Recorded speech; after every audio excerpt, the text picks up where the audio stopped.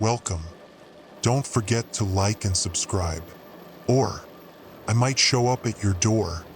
I'm just here to share some creepy stories, so sit back and enjoy. Disclaimer: the content presented in the video is purely for entertainment purposes only. The theories and stories discussed in this video are speculative and are not supported by any evidence or proof. Viewer discretion is advised.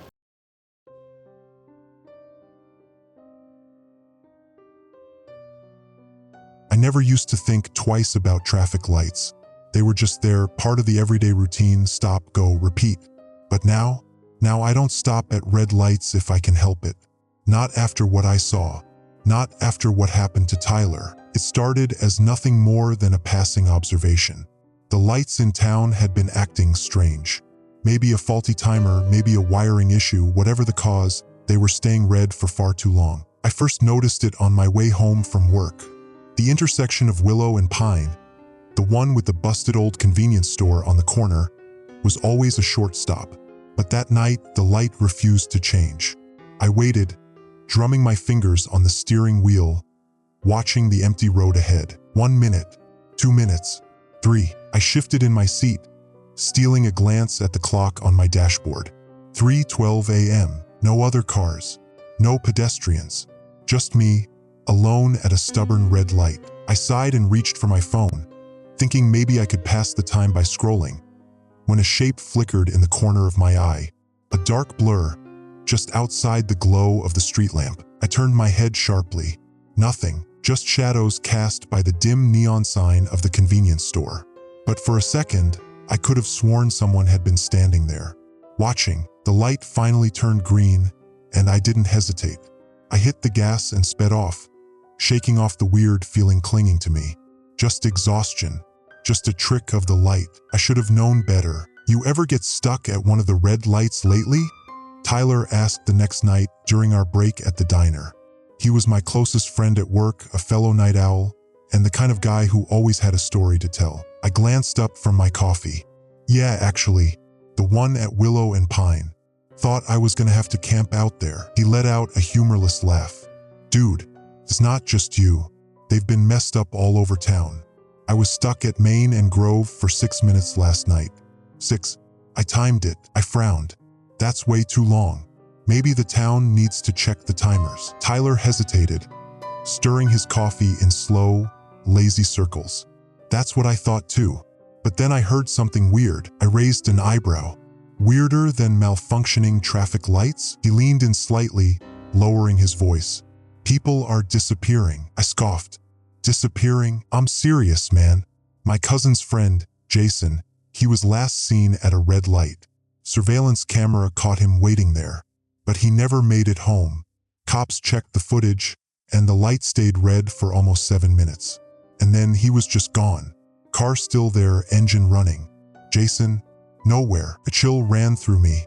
You're messing with me. I wish I was. Tyler shook his head. And he's not the only one. It's been happening for weeks. People get caught at the red lights and then they're just gone. No bodies, no signs of struggle, just missing. I took a slow sip of coffee, mulling it over. So what, we've got some kind of what? Supernatural traffic system that eats people. I do know, Mom. Tyler rubbed the back of his neck. But I'm not stopping at red lights anymore. Not if I can help it. I chuckled, but the unease in his voice made me pause. Tyler wasn't the type to scare easily. That night, as I drove home, I decided I'd test his theory. The intersection at Willow and Pine was quiet when I approached. The light was already red, as if it had been expecting me. I rolled to a stop. 1 Mississippi, 2 Mississippi. A cold prickle crawled up my spine. I tightened my grip on the steering wheel. 3 Mississippi. 4. The street felt wrong, like a stage set before a performance, waiting for something to step into place. 5 Mississippi. 6. My fingers hovered over the gear shift, ready to blow through the light. Just before I could, something flickered in the rearview mirror. A shape, person. I turned my head. Nothing there, but my reflection. My own damn reflection was staring at me with wide, terrified eyes, mouth open in a silent scream. I slammed my foot on the gas, running the red light without hesitation. My heart pounded as I sped away, not daring to look back. The next day, Tyler didn't show up for work. I called him. No answer. By the third missed shift, I drove to his apartment. His car was in the lot, parked at an awkward angle, like he'd arrived in a hurry and never left. I knocked on his door. Nothing. The landlord let me in when I told him Tyler hadn't been answering. The apartment was untouched. No signs of struggle, no forced entry. But his phone was on the counter, his keys beside it. It was like he had just stepped out for a second, except he hadn't come back. I checked the news that night, scouring for any mention of missing persons. There was nothing about Tyler, but I found Jason's name and 2 others, all vanished at red lights. The warning Tyler had given me echoed in my head. People are disappearing. I stared at my phone, debating calling the cops. But what would I even say? That my friend got eaten by a traffic signal? That the red lights in town were somehow wrong? Instead, I found myself staring at my reflection in the darkened screen of my phone. And for just a moment, I could have sworn I saw my reflection move on its own. I didn't sleep that night. Every time I closed my eyes, I saw Tyler's empty apartment. His car parked in the lot like he had just stepped away for a second, like he might walk back in at any moment. But he wouldn't, because Tyler was gone, and I had a horrible feeling I knew why. By morning, I had scoured the news for any mention of him. Nothing.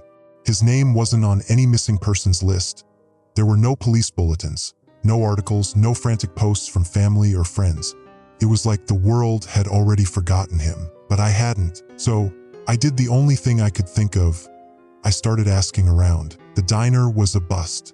The morning crowd shuffled in and out, too preoccupied with their plates of eggs and stacks of pancakes to entertain my questions. Tyler's neighbors had nothing useful to say either. "Oh, Tyler? Haven't seen him in a few days. Nice guy," kept to himself. Maybe he just took off somewhere? No, Tyler wouldn't just take off. Not without his phone. Not without his keys. As I drove aimlessly through town, my frustration growing, I noticed something strange. People were running red lights. Not just the occasional reckless driver, nearly everyone. At every intersection, I saw cars hesitating, then gunning it through the light the moment it turned red. A minivan ahead of me did it at Birch and 7th. A pickup at Maple and Grove.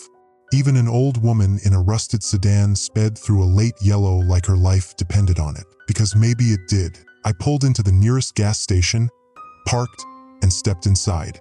The clerk, a tired-looking guy in his 20s, barely glanced up as the bell jingled over the door. I grabbed a bottle of water and a pack of gum, pretending to browse before casually asking, "Hey, weird question. Have the traffic lights been acting up lately?" The guy's fingers froze over the register. Slowly, he looked up, studying me. "Why?" I shrugged. "Just noticed some people blowing through red lights. Thought maybe there was a malfunction or something." He was silent for a long moment. Then, in a voice barely above a whisper, he said, "They're too long." I frowned. "The lights," he nodded. "They last too long now. And if you sit at one long enough, you'll see them." A cold knot tightened in my stomach. "Them?" He swallowed hard. "The things in the light." I wanted to press him for more, but he shook his head, eyes darting toward the front windows. "You shouldn't be asking about this." He handed me my change without another word. The message was clear. Conversation over. I left the store, gripping the water bottle in one hand, the gum forgotten in my pocket. I had more questions than ever. But one thing was certain. I wasn't the only one who had noticed something was wrong. The next stop was City Hall. It was a long shot, but I figured if anyone had records of changes to the traffic system, new installations, maintenance reports, anything, it would be them. The receptionist, a bored-looking woman in her 40s, barely glanced up as I approached. "Can I help you?" I gave her my most disarming smile. "Yeah, actually. I was wondering if there's been any recent work done on the traffic lights around town. I keep getting caught at some that seem to be sticking longer than usual." She sighed, already reaching for a folder. "We've been getting complaints about that all week." I leaned in. "Any idea why?" She shrugged. "No idea. We've sent maintenance crews out, but everything checks out. No faulty wiring, no system errors. The lights are working exactly as they should be. I hesitated. Then why are they staying red so long? She glanced around, then lowered her voice. Off the record, the guys in maintenance are freaked out. They say the lights are too perfect. I frowned. Too perfect. They don't behave like normal traffic lights. The timers aren't malfunctioning. If anything, they're working better than ever. Too consistent. Too precise. Like they're running on something other than electricity. A shiver ran through me. The receptionist must have noticed my expression because she sighed and leaned back in her chair. Look, if you really want to know more, talk to Hank. He's been working the streetlights in this town for 20 years. Hank, she nodded toward the doors. Old guy, retired last year, but he still hangs around the park most afternoons. He's got theories. Might be able to help. I thanked her and left. Hank, I had no idea what he might know, but I was willing to find out. It wasn't hard to find him. Riverbend Park was mostly empty, save for a few joggers and an older man sitting on a bench, tossing crumbs to the pigeons. I approached slowly. Hank, he didn't look up. Who's the skin? I sat down at the other end of the bench. I heard you used to work on the streetlights in town. Now he glanced at me, eyes sharp and knowing. You're not the first person to come looking for answers. A cold prickle ran down my spine. What do you mean? Hank exhaled heavily. Something's wrong with the lights, kid. Always has been. I leaned forward. What do you know? He was quiet for a long moment, then finally said, They've been here longer than the town itself. I blinked. What? The streetlights? Hank said, his voice low. We think we build them. We think we control them. But they've always been here. Every time someone tries to take them down, they come back. Different spot, different form, but they come back. My hands clenched into fists. And the red lights? Hank's gaze darkened. You ever hear of a trapdoor spider? I swallowed hard. Spider builds a little burrow, right? He continued. Covers it with a lid. Sits real still, waits for something to wander close. Then bam, drags it under. My stomach twisted. The red lights, Hank muttered, are the lids. I felt sick. Hank turned to look at me fully, his expression grim. Whatever's under this town, it's always been here. And it's hungry. I stared at him, heart pounding. How do I stop it? He shook his head. You don't.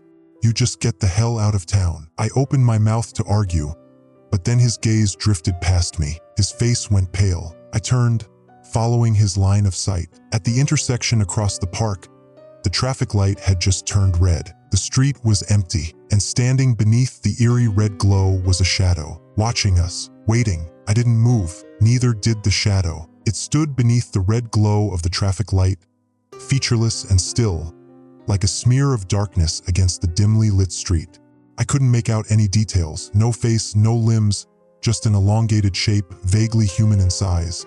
Yet wrong. My pulse pounded in my ears. The air around me felt heavier, denser, as if the light itself was pressing down. Hank grabbed my arm. Don't look at it. I tore my gaze away. What the hell is that? He didn't answer right away. When he finally spoke, his voice was barely above a whisper. You ever see something out of the corner of your eye? Something that shouldn't be there. I swallowed hard. That's one of them. I forced myself to breathe, to think. You said the lights are traps. So what? This thing is what comes out when they catch something. No, Hank shook his head. This is what pulls them under. A shudder ran through me. I risked another glance toward the intersection. The shadow was still there, standing beneath the light, as if it was waiting for someone to stop. Car approached in the distance. My stomach twisted. No, the headlights illuminated the empty street as the vehicle slowed, rolling toward the intersection. The driver didn't see the thing beneath the light. I wanted to shout, to scream, but my voice caught in my throat. The car came to a full stop. For a moment, everything was still. Then the red light flickered, once, twice, and the shadow moved. It didn't walk. It didn't lunge. It simply folded. One moment it was standing. The next it was pouring itself into the car, slipping through the windows, the vents, the cracks between the doors. A thick, undulating darkness that swallowed the interior whole. The driver didn't even have time to react. I barely registered the muffled scream before the vehicle fell silent. The shadow was gone. The car was still running, but the driver's seat was empty. Hank exhaled shakily. Now you know. I stared at the abandoned vehicle, heart hammering in my chest. How do we stop it? You don't, Hank said grimly. You just keep driving. I turned to him, anger flaring through my fear. That's it? Just avoid red lights and hope for the best. His expression darkened. Kid, you don't understand. This thing isn't new. It isn't broken. It's part of the town. I shook my head. No, there has to be a way. Something we can do. Hank hesitated, then sighed. There was a man, he said slowly. Long time ago, he tried to stop it. Claimed he found a way to break the lights. My breath caught. Did it work? Hank's eyes met mine. He disappeared. My stomach twisted. But if you're stubborn enough to try, Hank said, you might find something in the Old Town archives. Blueprints, schematics, the original plans for the traffic system before the city installed those new lights. He stood abruptly, dusting off his hands. I've told you more than I should. Whatever you do, don't stop at a red light. Then he walked away, leaving me alone with the abandoned car and the cold, pulsing glow of the traffic light. I swallowed hard. If there was even one chance to fight back, I had to take it. I got in my car, started the engine, and drove straight to the archives. I didn't stop at a single red light. I drove through the empty streets, heart pounding, eyes flicking to every traffic light that loomed overhead. They glowed red as I approached, like they knew I was coming, like they were watching me. I didn't stop. I blew through every intersection, ignoring the sharp paranoia clawing at the back of my mind. What if one of those things was waiting? What if they could reach for moving cars too? But nothing came. Maybe they needed you to stop. Maybe that was part of the trap. It took me less than 15 minutes to reach the town archives, but every second stretched into an eternity. I parked in front of the old brick building, its windows dark, its entrance looming under the pale glow of a flickering street lamp. I killed the engine, hesitating. What if the lights weren't the only thing I had to worry about? No, I couldn't afford to stop now. I grabbed my flashlight from the glove compartment, stepped out, and hurried inside. The archives were cold and smelled like dust and old paper. Rows of shelves stretched in every direction, packed with records dating back nearly a century. I scanned the signs overhead, city infrastructure, and hurried down the aisle. Hank said the old plans might have answers. I just had to find them. I ran my fingers over the file labels. Traffic Commission 1983. Street Repairs 1977. Signal Systems 1955. Closer, closer. Then I found it. Traffic Light Installation 1931. I yanked the file out, my breath hitching. The papers inside were yellowed, edges curling with age. Handwritten notes filled the margins, some crossed out, some underlined with frantic scribbles. I spread the pages across a nearby desk and scanned the blueprints. At first, it looked like an ordinary streetlight system. Power lines, relay circuits, pedestrian signals. But then I saw something that made my blood run cold. There were no power sources, no electrical grid connections, no wiring plans, nothing. The town's traffic lights weren't hooked up to anything. My stomach twisted. How the hell had no one noticed this before? I flipped through the papers, searching for answers. Near the bottom of the stack, I found an older document, barely legible. It looked like a memo, stamped and dated October 29, 1931. The handwriting was rushed, almost frantic. Do not attempt removal. They always return. They do not run on our systems. They never have. They must be fed. My breath caught in my throat. I turned another page and froze. There was a name scrawled across the bottom. Harlan Wilkes. I stared at it, pulse hammering. Hank had mentioned a man who tried to stop the lights. A man who disappeared. Was it him? Before I could process what I'd found, I heard something outside. A soft, rhythmic tapping, like fingers drumming against glass. I turned my head slowly. The front doors of the archive building were made of glass.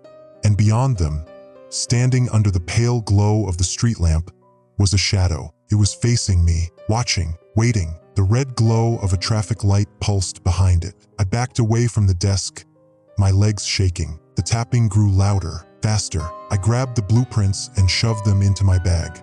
Then I ran. The moment I burst outside, I realized my mistake. I had to get to my car. But my car was parked under a traffic light that was red. My breath hitched.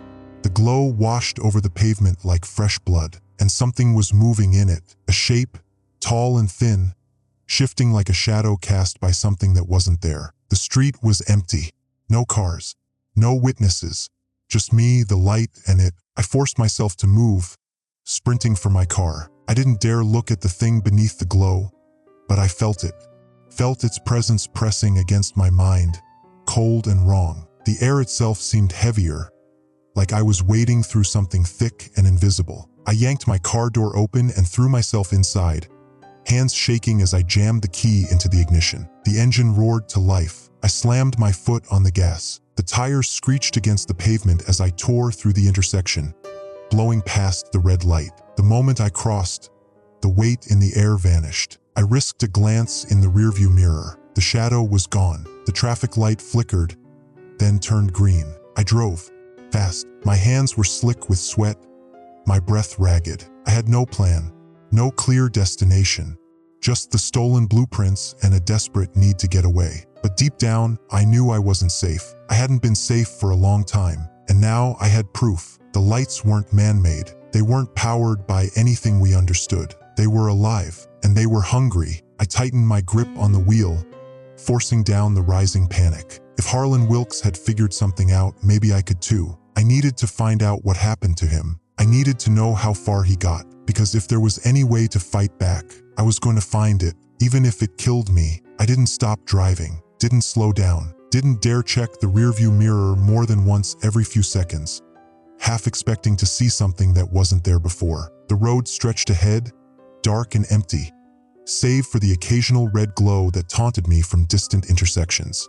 Every time I passed one, I felt the weight of something watching, something waiting. The old documents sat in the passenger seat, pages fluttering with each bump in the road.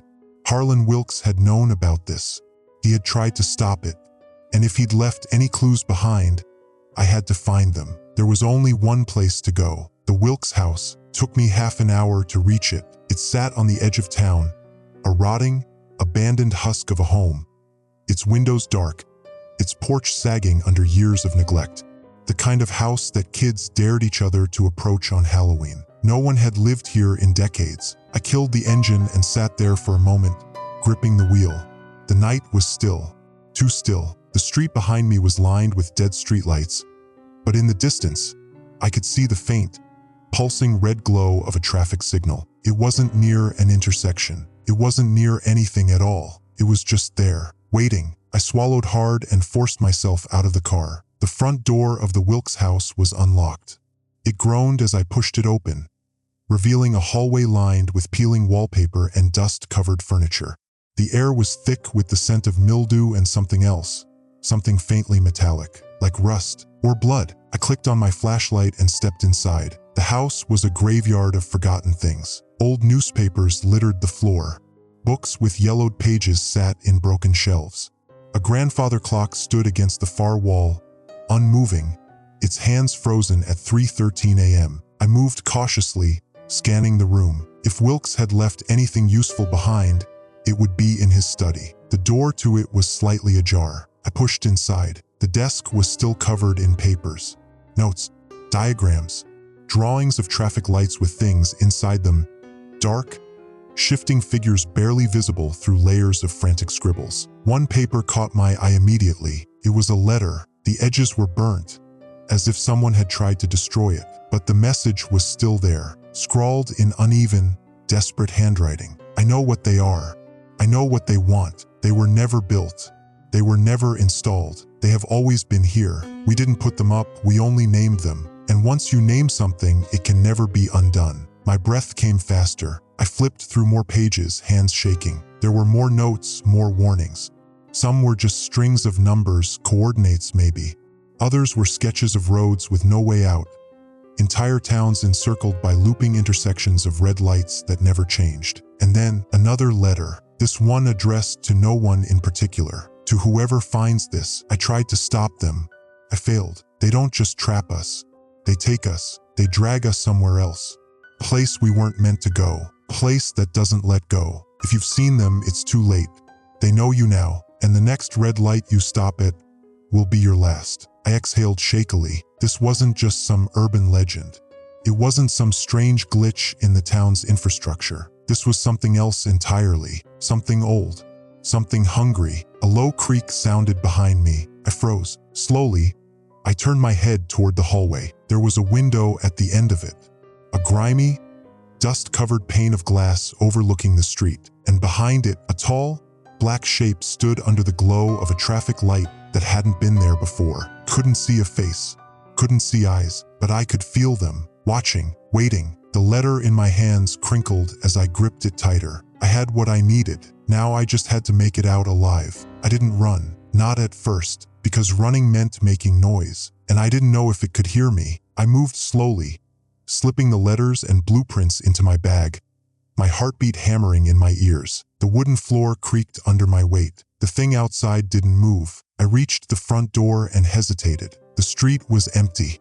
My car was still parked where I left it, but the red light was there too, standing at the edge of the curb like it had grown out of the pavement. Pulsed. I tightened my grip on the doorknob. I could make it. I just had to move fast. I threw the door open and sprinted. The moment my foot hit the pavement, I heard it. A deep, wet scraping sound, like something dragging itself closer. I didn't look back, didn't stop, didn't breathe. I reached my car, yanked the door open, and flung myself inside. My hands shook as I jammed the key into the ignition. The engine roared to life. I slammed my foot on the gas. The car rocketed forward, blowing through the red light. For a split second, I felt something try to pull me back, like invisible hands clawing at the frame of the vehicle. Then it was gone, and so was the light. I didn't slow down until I was miles away, the town shrinking in my rearview mirror. The pages in my bag felt heavier now. I knew the truth. The lights weren't machines. They weren't wired into anything we understood. They were sentient.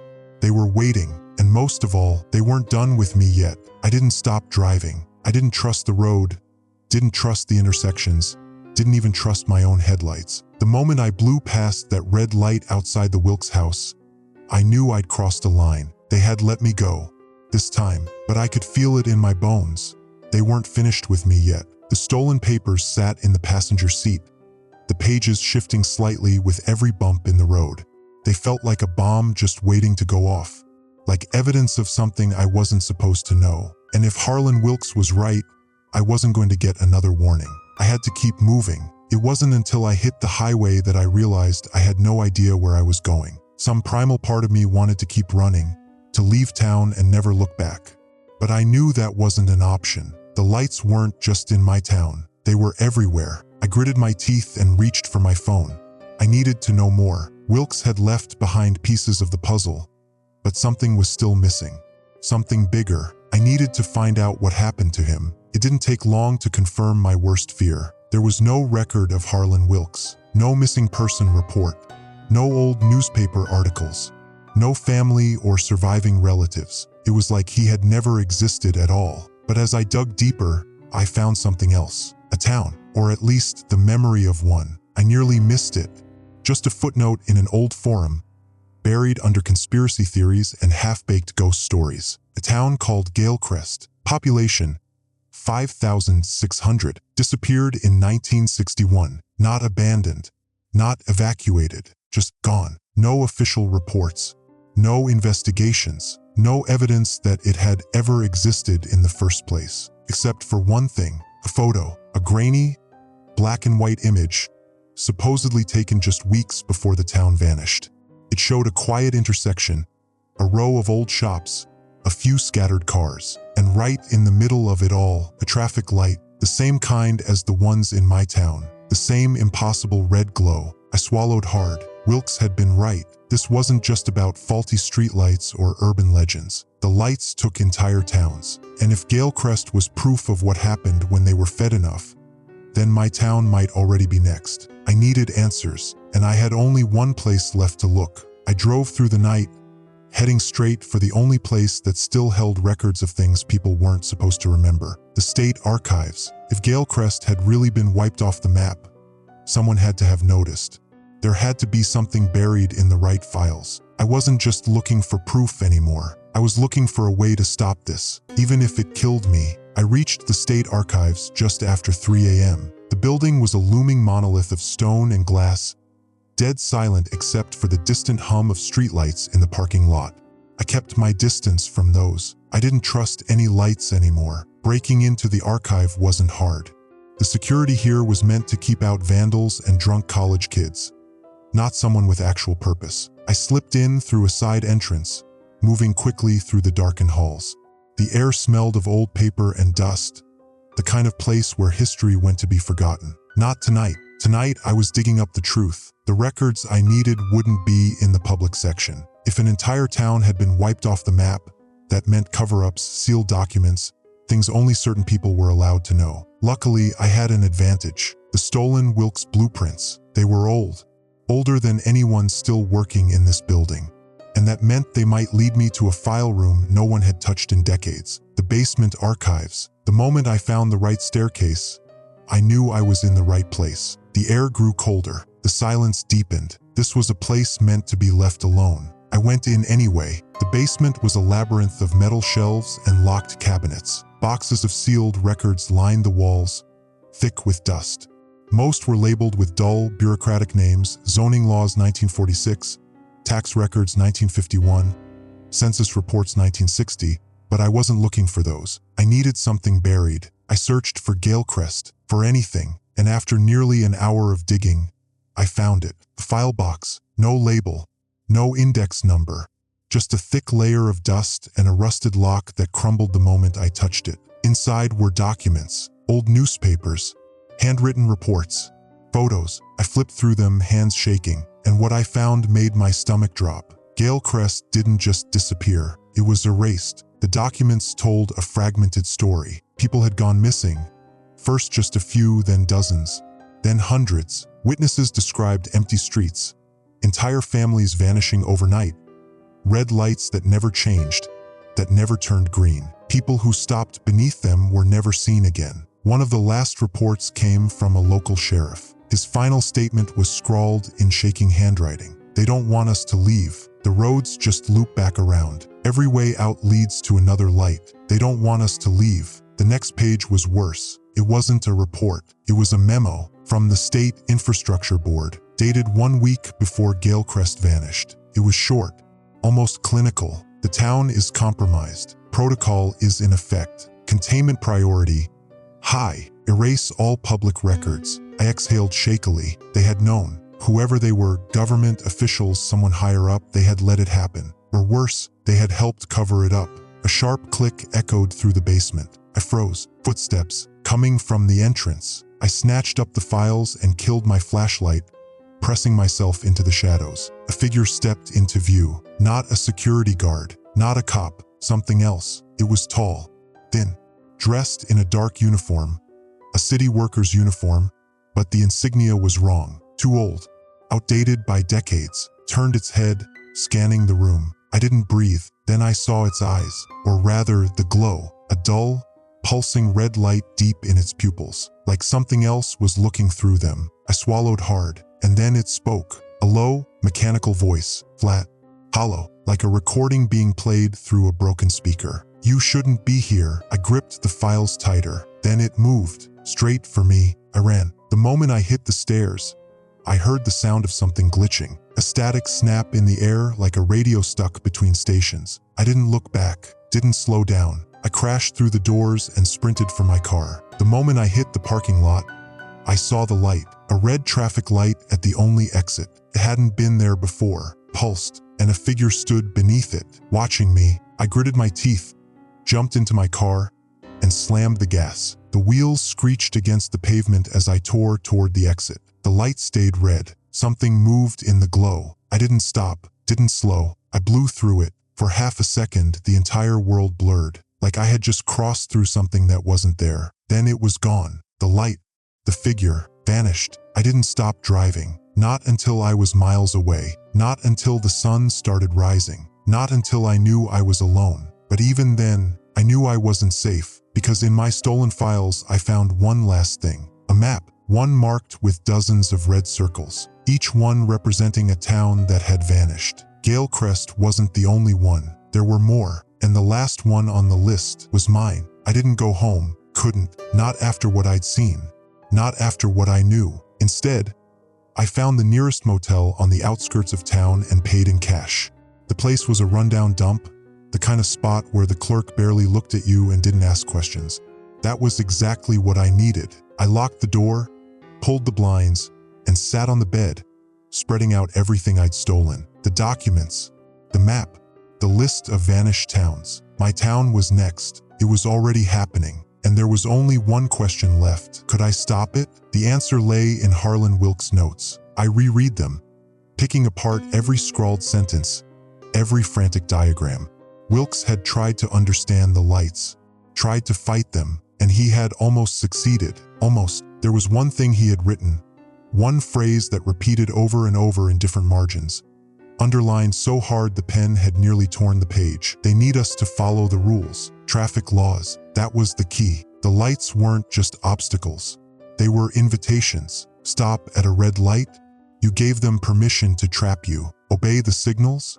You played by their rules. But what if you didn't? What if you refused to acknowledge them at all? I didn't sleep, couldn't, because while I sat there, thinking, I saw it through the blinds. A faint, pulsing red glow outside the motel. It wasn't attached to anything, just floating, like it was waiting for me. I clenched my fists. No more running. If my town was going to disappear, if everyone I knew was about to be wiped off the map, then I was going to make damn sure I went down fighting. At 4 a.m., I got back in my car and drove straight into town. The streets were dead, too quiet, like the entire place was already slipping away. And then I saw them, the red lights, dozens of them, at every intersection, on every corner, pulsing, waiting, and beneath them figures, tall, shadowed things that stood still but weren't human. They weren't even trying to hide anymore, because they thought they had already won. I gritted my teeth. Time to prove them wrong. I floored the gas, ran the first light.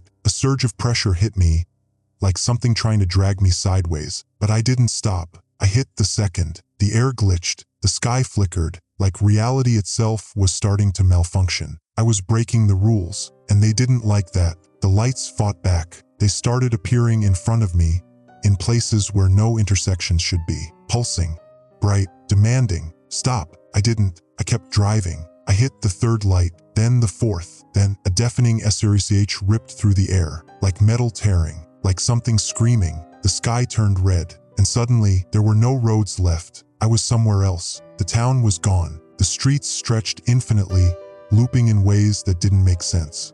Buildings flickered in and out of existence, and the lights, they were everywhere, rows and rows of them, a prison of red signals, and I was trapped inside. Something moved in the distance, a shape, a figure. It wasn't human. It was tall, twisted. Its limbs were wrong, and its face, no, it didn't have a face, just a round, metallic disc, a traffic signal, glowing, red. I felt it looking at me, felt it waiting, like it was trying to decide what to do with me now that I had broken its rules. My heartbeat pounded. This was it. I had one chance left, one way out. I gripped the wheel, took a deep breath, and hit the gas. The car shot forward, straight toward the red glow. The figure didn't move. The air rippled as I hit the first light, then the second. Then I saw it. A green light, just one. At the end of the road, a way out. I gunned it. The red figures lurched toward me. The entire world shook. Everything turned to static. And then I broke through. The world snapped back. The red lights were gone.